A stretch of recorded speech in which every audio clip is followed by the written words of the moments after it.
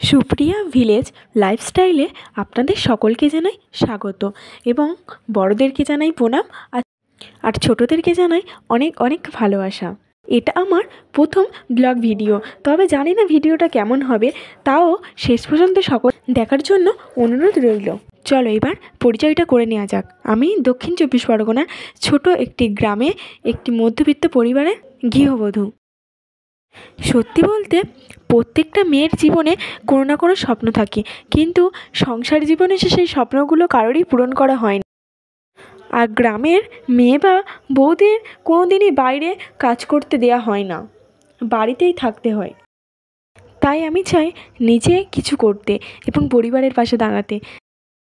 তোমরা সবাই ভিডিওটা শেষ পর্যন্ত দেখো, আর ভালো লাগলে অবশ্যই লাইক, কমেন্ট অ্যান্ড শেয়ার করতে ভুলবেন না। শীতকাল মানেই সবজির সমাহার, আর বাজারে কত রকম সবজি পাওয়া যায়।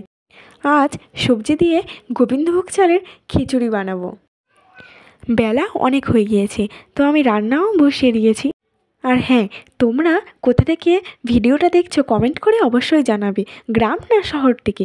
আমার তো গ্রাম খুবই ভালো লাগে। এটা আমাদের ছোট্ট গ্রাম। গ্রামের চারিদিকে শুধু সবুজই সবুজ।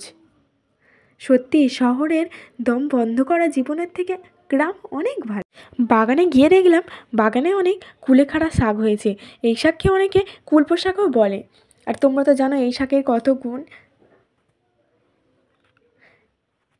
এই শাক খেলে রক্ত বৃদ্ধি পায়, তাই ভাবলাম বাড়ির জন্য কিছুটা তুলে নিয়ে যাই।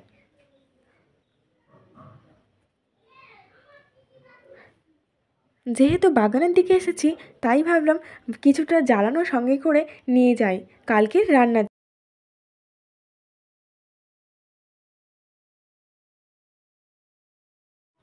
বাড়িতে এসে দেখলাম খিচুড়িও হয়ে গিয়েছিল। তার সাথে ভাবলাম খিচুড়ির সাথে একটু স্যালাড কেটে নিই। শশাটা ছিল বাগানের একদম কচি শশা। এবার খিচুড়ি পরিবেশনের পালা। সত্যি বলতে কলা পাতায় খেতে খুবই ভালো লাগে। আমার তো খুব ভালো লাগে, কার কেমন লাগে জানি না। একে একে সবাইকে খেতে দিলাম।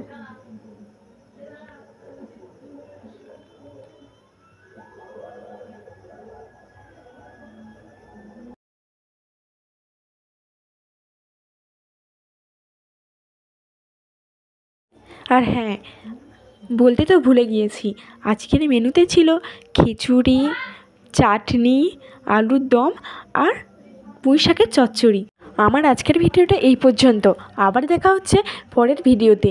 আপনার মূল্যবান সময় নষ্ট করে আমার এই ভিডিওটা দেখার জন্য আপনাকে জানাই ধন্যবাদ।